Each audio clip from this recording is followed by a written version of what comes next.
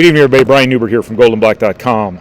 Live in Uncasville, Connecticut, here at the Mohegan Sun, where Purdue just defeated North Carolina 93-84. This is a wrap video following that game. It is brought to you by our friends at the Purdue Club Hotel and the 811 restaurant. Funny story. I just talked for eight minutes and didn't even realize the thing wasn't recording. Anyway, before I start this video, I will make one promise to you, and that is this. I did spend more time preparing to do this video today than I did picking out my shirt this morning before I came over here to watch Purdue play North Carolina. So that's to say I put any thought whatsoever into this video. Obviously did not put any thought into my attire this morning, embarrassingly. A couple things from this game. I'm not going to waste your time talking about how great Jaden Ivey, Travion Williams, and Sasha Stefanovic were. You watched the game, and hopefully you have read the written words that I have already put out. Focus is largely on that. I actually have interesting subject matter for the first time this season to talk about, because this was the most revealing game of the season to date, and I'm going to talk about some of that secondary stuff. First of all, intangibly, I thought that Purdue, one of the most important things they had to prove themselves to be this season, to be anything resembling what people expect them or hope them to be, is maturity. Because, the reason Purdue's ranked number 6 in the country to start the season and seems to be one of the chic, C-H-I-C, not S-H-I-E-K, not that anybody would have thought that, one of the chic picks in college basketball this year. I think there's an accent over the I, too. The reason they're one of the chic picks in college basketball this year and they're number 6 in the country is because of what they bring back from last season. But you will recall how they were playing at the end of last season. They lost in the first round of the Big Ten tournament. They lost in the first round of the NCAA tournament. Both times they had every chance to win those games, and obviously they did not. There was a certain something missing in those games that Purdue had much of the season, and then it kind of got away from them there at the end. So I think, when you perceive somebody to be something coming into a season, it's typically not a great idea to view them as, it's typically a good idea to look at the last version of them that you saw as a way to acknowledge the fact that the best predictor of the future is the past. So I think the way Purdue finished out this season, I think last season left them with something they had to prove early on this season. And I think, this was only one game. North Carolina's figuring things out on the fly the same way every other team in the country is. But I think Purdue showed a hell of a lot of maturity here because twice, Purdue seemed to have this game put away, both after Jaden Ivey's run and then after Travion Williams' run. And after Ivey's run, North Carolina came right back into it, made it a whole new ball game in the span of a snap of a finger. And Purdue really didn't buckle. And I think that showed some maturity on their part. I also think Purdue showed itself to be a very complete team in a variety of ways in this game. And I think a big part of that is the fact that they had to play those 9 minutes at the end of the first half, however long it was, 8 minutes, without a center on the floor. You have to understand this team is built to play with Zach Edey or Travion Williams on the floor 99% of the time. And the 1%, your walk-ons are on the floor. So it doesn't matter anyway. So for them to kind of have to figure it out on the fly, playing in a way that they haven't necessarily been conditioned and wired to play in a game like this on this stage against this opponent, I think was a really significant growth moment for them. And I think you can't overstate the importance of Caleb Furst in that stretch. And that's going to segue to me discussing how completeness applies to the depth of the roster as well. You can't overstate Caleb Furst's importance here. He comes in, slides in the center against North Carolina in his 4th college basketball game. Biggest game he's played probably in his life to this point, outside of maybe state title games and whatnot. In high school, the stakes being what they were in those situations. But for him to come in and get put basically out of position for what he's doing this year, block 2 shots right away and then get a steal, really help buoy Purdue, B-U-O-Y, buoy Purdue through a really, really probably unsettling circumstance there. And on top of that, making 2 3-pointers in this game. I think you just can't overstate his importance to this. And he was the face, to me. Again, I'm not going to spend a lot of time talking about Ivey, Stefanovic, and Williams. You know the deal with them. You know how good they were. You read my story. Hopefully you watched the game on TV, presumably. So I'm going to dedicate more time to talking about everybody else. Furst was awesome in this game, and the face of really the completeness of this roster in this game. 9 guys played in this game, and I hesitate to even say this because everybody's going to be like, well, who's the one guy he's not talking about?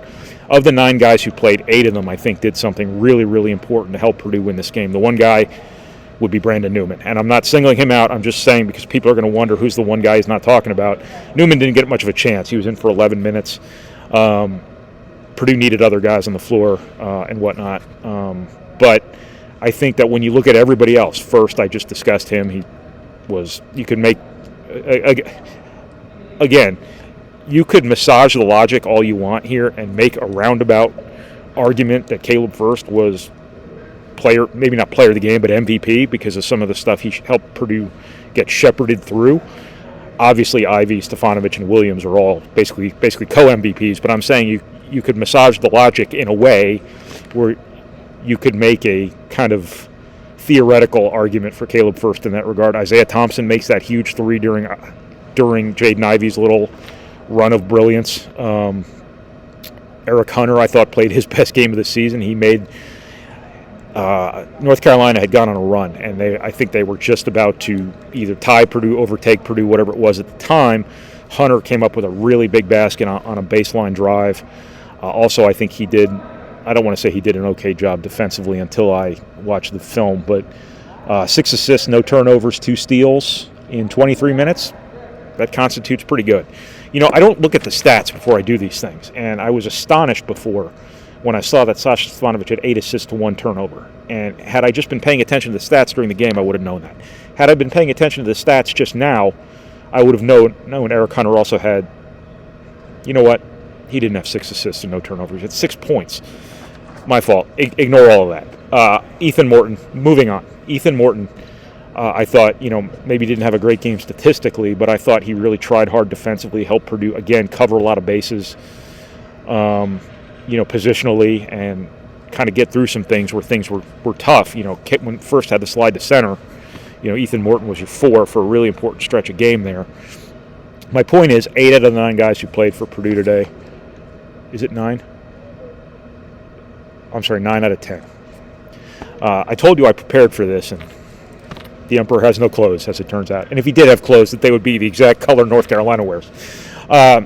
Anyway, Purdue looked like a complete team today from a depth of roster perspective, from an ability to play different ways perspective, but also the three-point shooting. They have yet to struggle. They have yet to have even a stretch where they don't shoot the ball well. The interior game is obviously what the interior game is, but you are known for plotting half-court bully ball basketball, but on this day, hey guys, Purdue beat North Carolina at its own game. This is one of the gold standards in college basketball for up-tempo basketball, up-tempo offensive basketball. Purdue was better at up-tempo basketball than North Carolina was today, and they played like it. They played for it. It's not like stuff just happened and they ended up with a bunch of fast breaks. They were playing fast. Jaden Ivey is going to be one of the most formidable offensive weapons in transition in college basketball this season. A transformational sort of player for Purdue's offensive mix, and you saw that tonight. What he's able to do off rebounds, jetting up the floor, and either finding people or looking for his own shot is just a game changer for Purdue offensively. And when his decision-making is as good as it was tonight or today, however you want to classify a 4 p.m. start, Purdue's going to be really hard to beat. And to be honest with you, Purdue might not lose when he's this good because he was special tonight. And again, he's going to wield a power with this offense. He's going to wield a level of influence that very, very few Purdue players before him have wielded. People are going to pay a lot of attention to him, and he's going to have so many opportunities to throw the ball to open shooters, get a ton of assists, push the ball in transition, and just do a lot of positive things for people other than himself. When his decision-making is good and he is fully weaponized, this whole team offensively is weaponized. And when he again, when he plays like this, Purdue may not lose. It might sound like overstatement in the moment, recency bias, whatever it may be, but he's going to wield that sort of power. I cannot tell you how many assists Carson Edwards could have had his junior year at Purdue had he been a little more wired to, be a facilitator. His singular focus on the basket is what made him the great scorer he was. But I think you're seeing in Jaden Ivey a little bit of a singular focus on that, ability to score, but also an awareness of everything going on around him, a self-awareness of what defenses are going to be doing to him, so on and so forth. And I told you I wasn't going to talk about Jaden Ivey, and yet here I am. So just a really complete performance by Purdue. They have to get better defensively, obviously. Again, though, I'm couching this in the fact that I think North Carolina can be an elite offensive team too. So kind of take it with a grain of salt and give the offense credit too for a lot of what they did here today. I think the one thing that Purdue can correct, it will correct, and I think that's the defensive glass. Purdue should be on high alert right now about second chances for the opponent. And when you have the capability to be a great defensive rebounding team like Purdue does, and you get put on high alert, I think that can be a very healthy thing, as long as you didn't lose a game finding that out. And Purdue obviously didn't, but Purdue's got to clean up the defensive glass. If they do, this elite offensive team that North Carolina might be would have been held in the 60s or 70s, most likely. And you wouldn't have had a game on your hands from the 10-minute mark on. So very complete performance by Purdue, a very revealing performance by Purdue, and something Purdue should feel really, really good about. And everybody with a stake in Purdue should feel really good about, because they got pushed and they passed every test that came their way. And I think that was the very first step they had to take to be a great team this year. So that's it. I had so much to talk about, yet I kept it under my 12 minutes. So thank you to the Purdue Union Club Hotel, thank you to the 811 Restaurant, and thank you to the Mohegan Sun for your wonderful hospitality here. I'm not staying here. I'm staying in Hartford.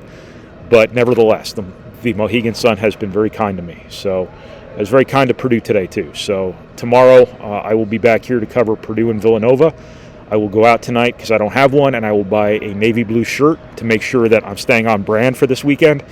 But anyway, thank you for watching, everyone. Thank you for listening. Thank you for reading, and thank you for processing our materials.